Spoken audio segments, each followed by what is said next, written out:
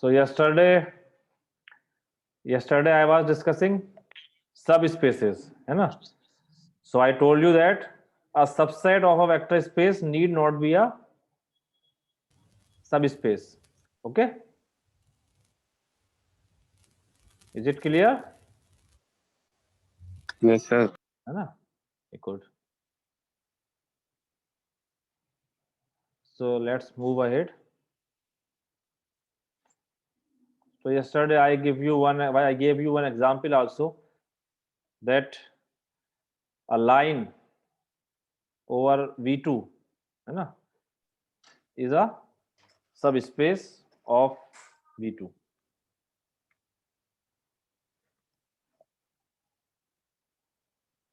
So similarly you can show in V3. Suppose I am taking V3.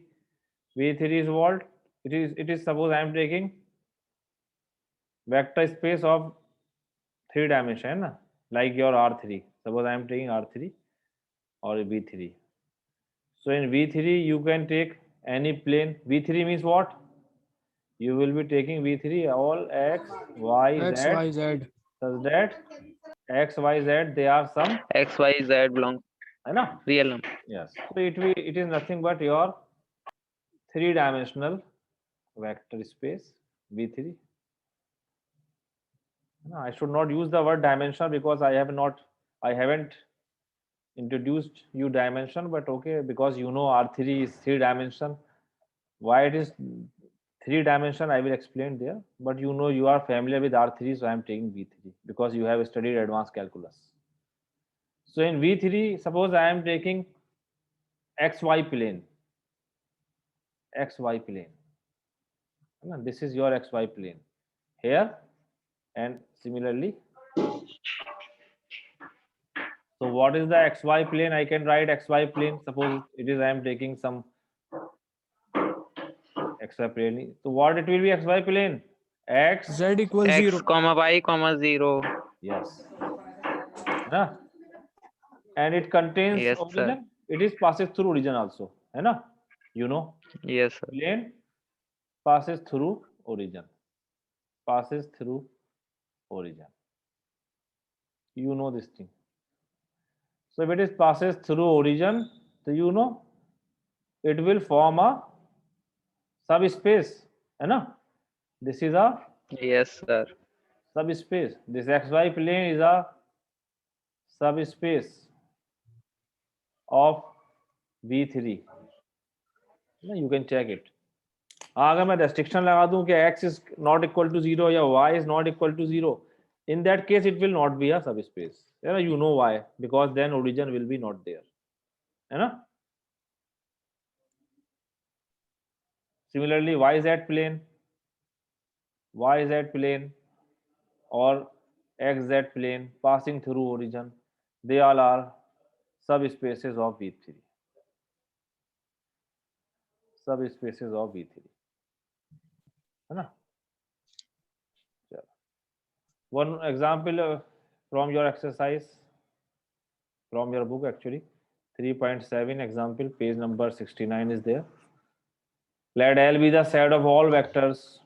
Let L be the set of all vectors of the form x 2x minus 3x x in V4. You know it is in V4. They are fourlets, four tuples. We use the word tuples. Up to 2 you have ordered pairs. Up to 3 vector you have triplets, and more than 3 we use tuples, n tuples. So these are 4 tuples, elements of V4. Then they are claiming then L is a subspace of V4. Is it true? ये जो L है, L is what? L is the set of all vectors of this form. Is it a subspace? What is L here? If I will write in the set form, set of all, so you have x, 2x minus 3x and x, or x is any scalar. Is it a subspace? Yes sir हो जाएगा। Is it clear? Easily visible? And Yes, as I sir. told you, because it has 0, x belongs to R. So 0 is there, I can take x0. It is nothing but it is what? If you see, it is just x times of 1, 2, minus 3, 1. यही तो है. इसे मैं ऐसे भी लिख सकता हूँ. X times of this, x is any real number. So if x is 0, it will give you origin. You take any two vectors, suppose uv belongs to L. अच्छा ये बताओ, some yesterday one student was asking कि sir why we are saying it's a vector? Is it a vector? Because most of the students they are thinking vector means what? Okay, they should have some vector cap, like they should be having some cap, or they should be like 2y plus 3j. Why I am using the word here vector? This notation is clear? इसमें कुछ doubt है किसी को कि हम बोल तो vector रहे हैं लेकिन लिख रहे हैं 2,3? बताइए कौन इसको क्लैरिफाई करेगा? सर वो ये जो 2i3j है ना, इसी को ब्रैकेट में करके लिख दिए हैं। हाँ, यस, एक्चुअली इसको यू कैन राइट 2,3 ब्रैकेट में बंद है। यस सर, इसको हम ऐसे लिख सकते हैं, correct? But 2,3 means what? If I am taking 2,3, it is nothing. It means what? Okay, on the x-axis you are moving 2, and here it is x-axis, y-axis. I am taking this your xy plane. So x पे move करे 2, y पे 3. So it is your 2,3. So it is the same thing actually, है ना? So whenever you use ordered pair triplets, we say is a vector. Actually, the element of R2, R3, R4 या V1, V2 they called vectors. क्योंकि जो notation है ये vector notation नहीं है आपकी, तो इसलिए आई एम राइटिंग दिस, जैसे I am writing x to x, तो it is a vector. You will move along x axis 1, y axis 2, z axis -3, fourth dimension w suppose 1, है ना? So that's why we say it's a vector, है ना? And because we are taking the element of vector space, it is that's why also it is called vector. Is it clear? This thing is clear to you? Yes, sir. Yes. Good. So yesterday one of my good student was asking कि sir how it is, तो मैंने उसे बताया, तो मैं सोचा आपको भी हो सकता है कुछ डाउट हो इस बारे में. तो here देखो you can see easily that this L is a vector space and hence is a subspace. But if you want to check your usual method, you will have to see firstly it is having closure property or not. So you are taking two vectors, suppose uv. So I am taking, suppose u is x, 2x minus 3x and x, and I am taking v is some vector, suppose y ले लेते हैं, y 2y minus 3y and y, है ना? So you know if you will take u plus v, it will be x plus y twice x plus y minus 3 times x plus y and x plus y, है ना? ये इस type के vector. देखो L में किस type के vector है कि your first vector is x, second vector should be twice of first vector, third vector should be -3 times of first vector, fourth vector will be same as first vector. तो अगर आपने sum किया और this property holding in the resultant, then the element will belong to L. तो here also देखो, first vector is x plus y, okay, second vector is twice of first vector, third vector is -3 times of first vector, fourth vector is same as first vector. So it means what? This belongs to L. Similarly, if I am taking alpha u, alpha is any scalar. So what will happen? You know, alpha x twice alpha x minus thrice alpha x, alpha x. Here also the same property hold, है ना? So this also belongs to L, है ना? So it means it is binary operation, है ना? ये मैं इसलिए करा रहा हूँ कि अगर ये क्वेश्चन आपको सॉल्व करने के लिए आता है कि show that it is a vector space, तो उसमें you have to do all these steps. Geometrically you can write अगर आप चाहें कि because it has origin and it is passing through origin, so it shows a plane in R4 passing through origin, and every plane passing through origin is a subspace of V4, है ना. Geometrically ये बात सही है, लेकिन हो सकता है कि सब टीचर इज आस्किंग, तो ही वाज assuming कि you should explain in a proper way, तो बेटर ये होगा कि उसे इस तरीके से आप एक्सप्लेन करके लिखें एग्जामिनेशन में. लेकिन अगर कोई आपसे ओरली पूछता है तो आप इस बात को ऐसे ही बोल सकते हैं कि sir geometrically it is a plane passing through the origin, and any plane passing through the origin is a subspace of V4 या V5 जिसका भी है, so that's why it's a vector space. लेकिन वर्किंग मेथड आपका इस तरीके से रहेगा. Okay, and similarly you can write all the properties holds there, 0 0 0 0 belongs to L, है ना, and rest of the properties और इनवर्स दिखा दीजिएगा. इनवर्स क्या हो जाएगा इसका, -x -2x and +3x -x. It also belongs to Minus कोई प्रॉपर्टी है कि second element is -2 times of first, third element is -3 times of first and fourth same. So rest of the properties hold naturally, hence it is a subspace of V4, है ना. और आप अगर देखें तो दिख ही रहा था, मैंने आपको ज्योमेट्रिकली बता दिया कि ये आपका क्या, it is nothing but it is what, x times of this. It means what, है ना, कि कोई अगर आप वेक्टर लेंगे उसका x टाइम मल्टीप्लाई करते चले जाइए, तो क्या आएगा, ये एक लाइन आ जाएगी passing through origin. What is this, देखो, it is a line passing through origin. क्यों भाई, ज्योमेट्रिकली क्या रिप्रेजेंट कर रहा है ये? सर ये है तो लाइन, लेकिन सर ये वेक्टर भी तो है. हाँ तो वेक्टर लाइन है, उसमें क्या हो गया. हाँ वेक्टर लाइन है. क्यों, अरे भाई ऐसे अल्फा 1,2 होता आपके पास, तो आप 1,2 लिख, जैसे मैं यहाँ पर कहूँ ये 2,3 दिया था वेक्टर सपोज. अब मैं कहता कि अल्फा टाइम्स 2,3 आप अगर लेंगे तो क्या होगा, इस तरीके से चली जाएगी लाइन वो पास होके, और अल्फा 0 हुआ तो पीछे ओरिजिन पे जाएगी, नेगेटिव हुआ तो यहाँ ये तो लाइन आएगी. अब इस लाइन को आप 4 डायमेंशन में प्लॉट कर दीजिए. इसको अगर आप 4 डायमेंशन में प्लॉट करेंगे तो 4 dimension I can not plot here, लेकिन you are physics and geology students, तो you can visualize the 4 dimension. Time is always a dimension, होता है नहीं होता है भाई. अगर मैं Yes, x y z और t ले लूं कि 4 डायमेंशन इज t, तो लाइन रहेगी तो अब भी लाइन ही है, vector line passing through the origin इस तरीके से. एंड यू नो कि any line passing through the origin is a vector space, and hence it's a subspace. Geometrically you can see this thing. Okay, sir एक चीज sir, इसमें L = XU भी लिख सकते हैं तो उससे समझ में आ जाएगा ये सिमिलर है लाइन की इक्वेशन से. हाँ x u, लेकिन u आपको मेंशन करना पड़ेगा. u मींस U मेंशन करना पड़ेगा ये सर, 1 2 -3. यस, वो एक ही बात है.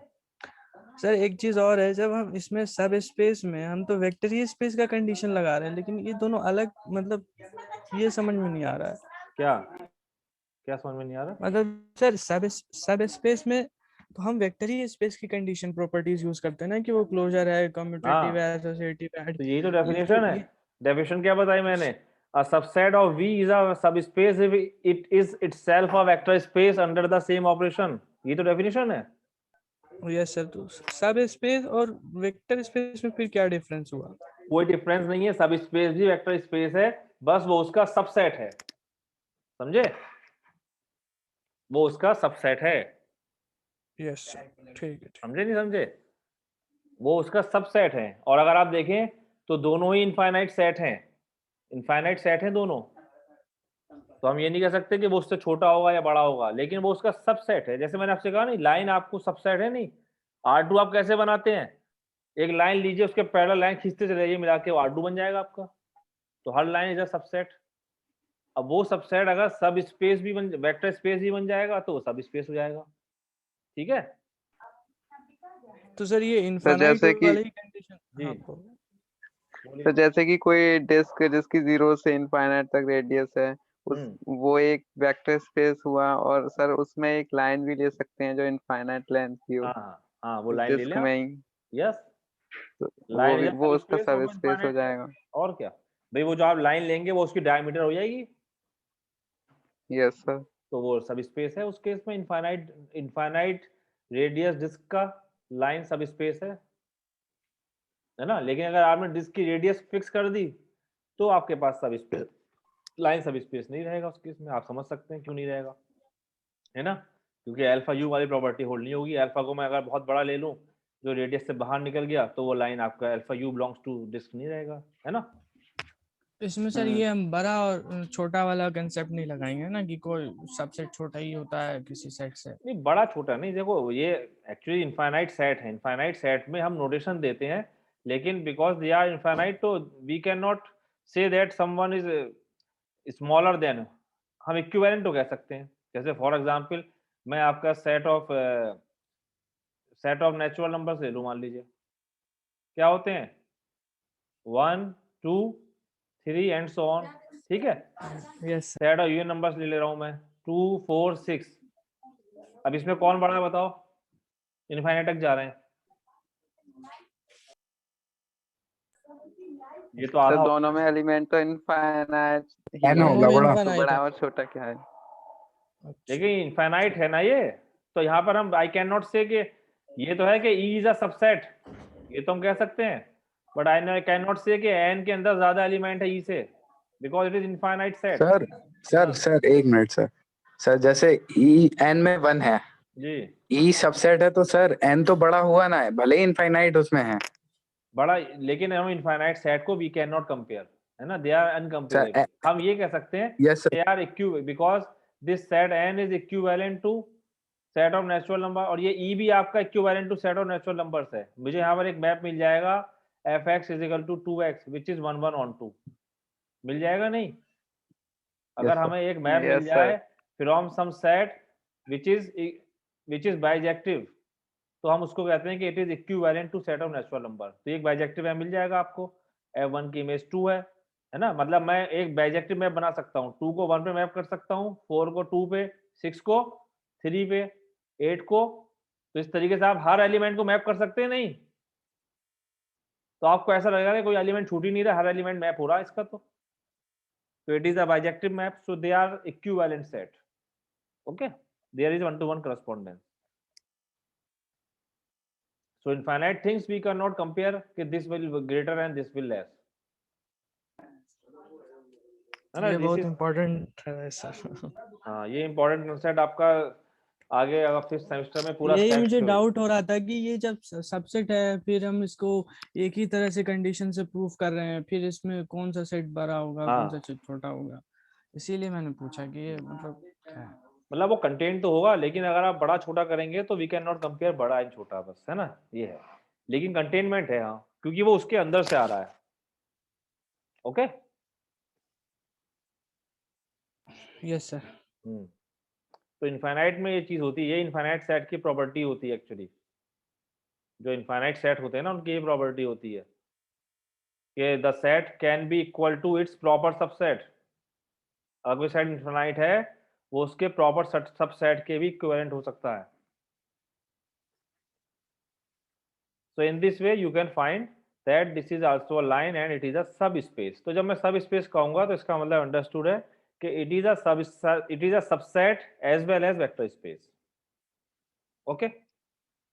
So here you are seeing that whenever you are taking and you want to check a set is a subspace or not, we basically take the binary operations. If binary operation holds, then we see most of the time two properties, existence of identity and existence of inverse, है ना। अगर binary operation के साथ ये property आ जाए तो बाकी properties always hold हो जाती हैं। उसकी वजह क्या होती है कि all the times the elements are coming from the same set, है ना, तो वो सारी प्रॉपर्टी तो होल्ड करेंगे ही, क्योंकि अगर ये होल्ड नहीं करते तो वो सेट वेक्टर स्पेस नहीं होता जहां से आप इन्हें ले रहे हैं, है ना। So there is a test actually, that is a theorem.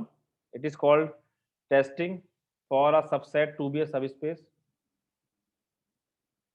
Theorem 3.2.2, page number 70. What the theorem states: a non-empty subset denoting by S of a vector space denoting by capital V is a subspace of V if and only if the following conditions are satisfied, है ना? Mathematics में हमेशा mathematics makes life easy. तो mathematics में हमेशा हमारे पास test आ जाते हैं जिससे हमारी लाइफ थोड़ा इजी हो जाती है। जैसे आपने लास्ट सेमेस्टर में एडवांस कैलकुलस में देखा कि आपके पास सेकंड डेरिवेटिव टेस्ट आ गया, तो आपने इजीली चेक कर लिया कि कौन सा पॉइंट लोकल मैक्सिमा है, कौन सा लोकल मिनिमा है ना।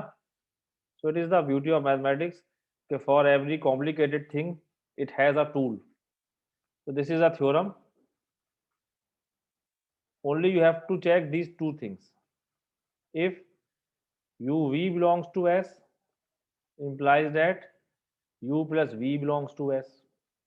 Second, if u belongs to S, then this implies that alpha u belongs to S, where alpha is any scalar. पढ़ो भाई जरा बिलाल जफर, क्या लिखा मैंने? A non-empty subset S of a vector space V is a subspace of V if and only if the following conditions are satisfied. If u comma v belong to S, this implies that u plus v belong to S. And second one is if u belongs to S, this implies that alpha u belongs to S and alpha is a real number. मतलब तो ये आपका एक तरीके से test हो गया नहीं? टेस्ट जैसे हमने वहां सेकंड डेरिवेटिव टेस्ट का नाम लिया था कि अगर ये दो प्रॉपर्टी होल्ड हो जाएं तो हमें बाकी प्रॉपर्टी चेक करने की जरूरत नहीं है। We don't need to check all other 10-12 properties, only we have to check these two properties. तो ये प्रॉपर्टीज क्या कह रही हैं? ये प्रॉपर्टी सिंपल ये कह रही है, अगर आप देखें ये दोनों क्या है, ये तो बाइनरी ऑपरेशंस है। Yes sir. ये सिर्फ ये कह रही है कि अगर आपका वी वेक्टर स्पेस है और आपको कोई एस सबसेट दिया है, अगर वो सबसेट भी वो बाइनरी ऑपरेशन कैरी कर रहा है जो वी में थे, तो वो आपका वेक्टर स्पेस डेफिनेटली होगा। ये तो कह रही है, देखो भाई ये यू वी, क्योंकि वी वेक्टर स्पेस था तो ये बात तो हमें पता थी कि वी अगर वेक्टर स्पेस है तो U V belongs to V में U plus V belongs to V होगा। एंड है ना, ये तो है ही डेफिनेटली अगर ये वेक्टर स्पेस है। लेकिन एस कह रहे थे एस इज ए सबसेट, तो दे आर सेइंग कि if these properties are carrying forward with S also, तो वो आपका एस क्या हो जाएगा? सब स्पेस हो जाएगा, सब स्पेस, है ना। यस। अगर आपके पास ये मैं एक आइडिया दे रहा हूँ, ये मत समझना कि बाउंडेड है, ये सर्किल है, कि अगर ये वेक्टर स्पेस है और आपने इसका कोई सबसेट ले लिया एस, तो इसके अंदर अगर ये जो बाइनरी ऑपरेशन वी जो रख रहा था, ये बाइनरी ऑपरेशन, अगर ये बाइनरी ऑपरेशन एस के अंदर भी आ गए तो ये आपका सब स्पेस हो जाएगा, अदरवाइज नहीं होगा, है ना। तो अब हमें और कुछ चेक करने की जरूरत नहीं पड़ेगी कि साहब हम उसमें आइडेंटिटी चेक करें या हम और प्रॉपर्टी चेक करें, इन्वर्स चेक करें, बस हम सिर्फ ये चेक कर लिया करेंगे कि बाइनरी ऑपरेशन होल्ड हो रहा है कि नहीं हो रहा है। लेकिन उसके लिए हम ये प्रूफ करेंगे कि these two property will provide you all other properties. पहले तो प्रूफ करना पड़ेगा ना ये कि these two properties are enough to testify a subset to be a सब स्पेस। क्यों भाई? यस सर, है ना। ये हमें टेस्ट करना पड़ेगा कि भाई this will work as an Aadhaar card. ये आधार कार्ड है आपका। अगर एक प्लेन है सर, है क्या? अगर एक प्लेन है, suppose sir X Y plane है सर। हाँ सर एक क्वेश्चन है सर। हाँ बोलिए सर अगर हम उसमें एक लाइन लेके लेकिन वो सेंटर से पास नहीं होगी। सेंटर से या ओरिजिन से? वो तो ओरिजिन से सर। हाँ सर वो तो उस प्लेन का ये सबसेट होगा ना सर, वो लाइन सबसेट होगा, तो सबसेट कब किया हमने उसमें तो, लेकिन आइडेंटिटी नहीं होगी, लेकिन क्लोजर और ये तो दोनों होंगे सर। सर मैं भी यही पूछने वाला था आपसे। क्या जिन्होंने पूछा है फराज ने। नहीं, तो सबसेट अगर होंगे तो दोनों प्रॉपर्टी होल्ड होंगी। ये कैसे? अगर हो गई तब तो यार वो बन जाएगा। क्यों होगी? लेकिन इसमें आइडेंटिटी फॉर ऑल है, ये ध्यान रखना। This property hold for all u v in S, for all u in S. क्या ये सर प्रॉपर्टी इसमें हर उसके लिए हो? हाँ बताओ। सर ये जीरो से पास नहीं हो रहा, तो इसलिए सर इसमें आइडेंटिटी तो एग्जिस्ट नहीं नहीं, करेगी। आप कह रहे हैं ना कि कोई लाइन में पासिंग थ्रू ओरिजिन ले लूं, वो नॉट पासिंग थ्रू ओरिजिन ले लूं, तो ये हमेशा होल्ड कहाँ यस होगी? सर। मैं एक एलिमेंट u ले लूं और एक माइनस u ले लूं, उसका सम जीरो आ गया, जीरो तो है ही नहीं। सपोज आपने कोई line u passing through and ली, माइनस यू। है कि नहीं है? अगर मान लो एक लाइन ऐसी है कि उसका यहाँ पर सपोज करो कि पॉइंट आपका 1 है और यहाँ -1 है, जैसे ये ले लूं मैं, कहीं पर कोई लाइन अगर आप लें, तो जीरो तो इसमें है ही नहीं।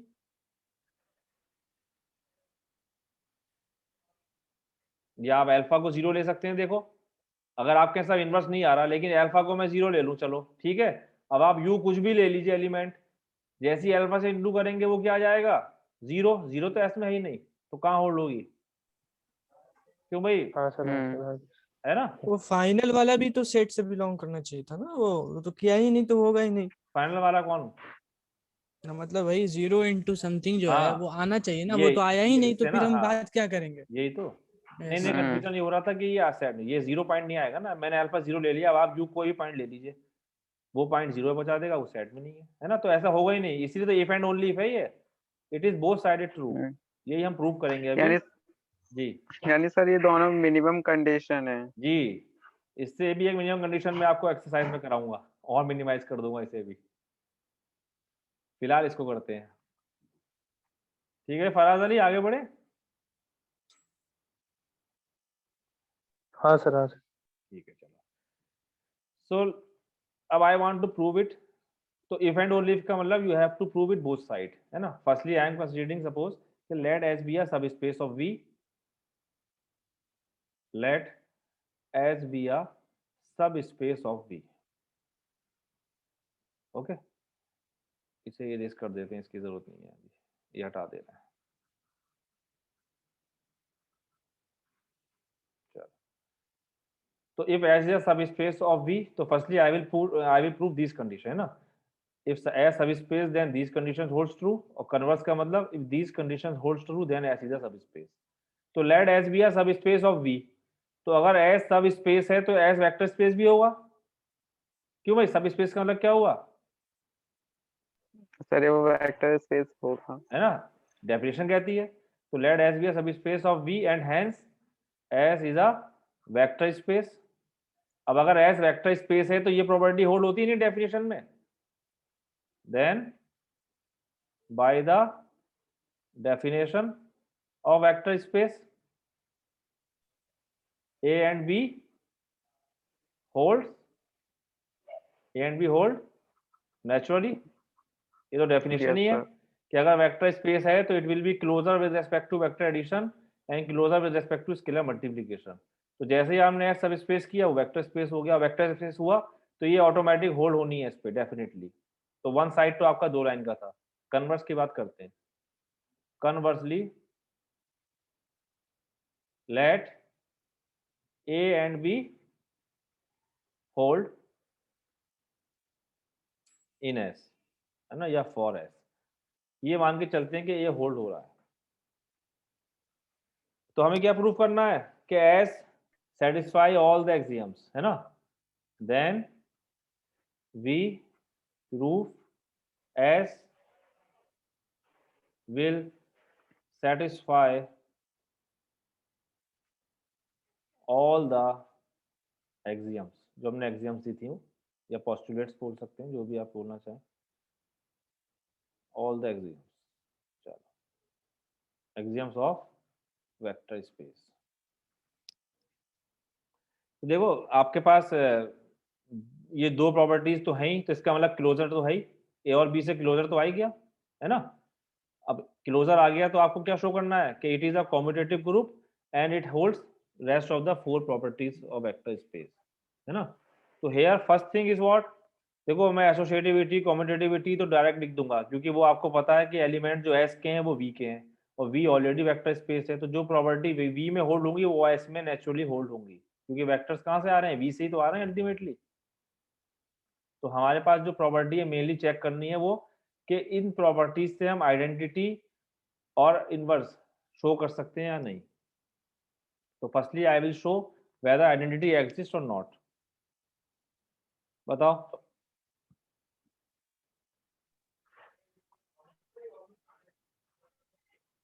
बताइए, आइडेंटिटी आ सकती है इस प्रॉपर्टी से? सर इस प्रॉपर्टी सर से तो अल्फा की वैल्यू हाँ, 0 आ रख सकती देंगे। है, 0 यस लेकर अल्फा यस, की अभी वैल्यू। मैंने दिखाया आपको कि इसके अंदर एक्चुअली ये 0 बिलोंग्स टू एस अपने आप आ रहा है बाय द सेकंड प्रॉपर्टी। तो here you know by B for alpha is equal to 0, है ना, and any u belongs to s we have 0 into u belongs to s, है ना। ये तो हमें दे रखा है कि for any alpha, so it means what, this means 0 belongs to s, क्योंकि 0 into u इज 0 ऑलवेज, हमने प्रूव कर दिया थ्योरम पहले ही है। 0 belongs to s, this means identity exist, है ना, आइडेंटिटी एग्जिस्ट। चलो सेकंड इनवर्स की बात करो, इससे इनवर्स भी दिखा सकता हूं क्या? कैन आई शो कि for any u belongs to s inverse also exist? Yes sir, वो minus sir yes alpha minus sir, 1 बस माइनस -1 ले लो, good. Similarly for alpha is equal to -1, है ना, by b we have -1 into u belongs to s, this implies that -u belongs to s for all u belongs to s, और ये आपका inverse होता है। so this implies that additive inverse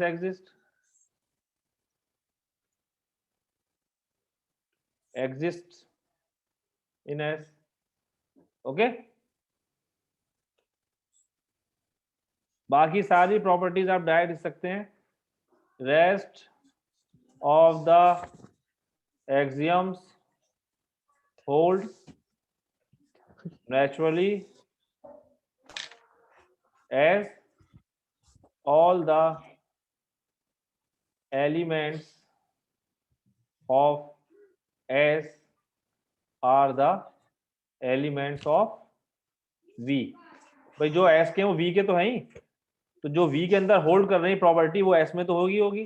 जैसे अगर आपने S के लिए कहा कि u plus v is equal to v plus u, ये आपका for all u v belongs to v होता है क्योंकि v वेक्टर स्पेस है। तो जब फॉर ऑल है ना, फॉर ऑल है, तो इसका मतलब क्या होगा, this should be equal to for all u v in s also, है कि नहीं है? क्योंकि s के अंदर एलिमेंट्स तो इसी के आ रहे हैं। तो आप ये लाइन लिख सकते हैं बस कि होल्ड्स नेचुरली, क्योंकि जब ये प्रॉपर्टी सारे एलिमेंट्स के हैं, v के सारे एलिमेंट्स के लिए होल्ड होगी, तो s के एलिमेंट्स कहाँ से आ रहे हैं, ये तो v से ही आ रहे हैं। तो अगर हर एलिमेंट के लिए होल्ड है तो इसके लिए तो होनी है। तो इसलिए हम ये डायरेक्ट लिख देते हैं कि rest of the axioms holds naturally as all the elements of s are the elements of v। लेकिन सिर्फ हमें ये चेक करना था कि आइडेंटिटी और इनवर्स आ रहा है नहीं आ रहा है, क्योंकि हो सकता है कि आपने ये v लिया और ये s लिया तो 0 कहीं बाहर छूट जाए, या आपने u यहाँ पर ले लिया तो -u बाहर निकल गया तो भी s नहीं होगा। लेकिन हमने शो कर दिया कि 0 भी इसके अंदर आ रहा है और u के साथ -u भी आ रहा है। इसका मतलब क्या हुआ कि this is the test which will be satisfying all the properties of a subspace.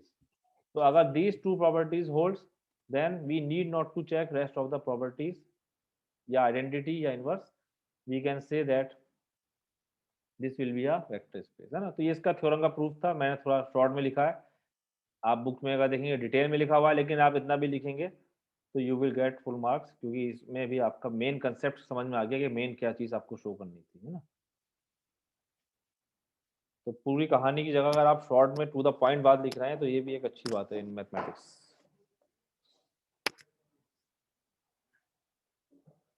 So it was a theorem. बताइए इसमें कुछ अगर डाउट है, if you have any problem doubt. ठीक है, यस, तो लेट्स Yes, sir. कम। चलो देखो, there are two trivial subspaces.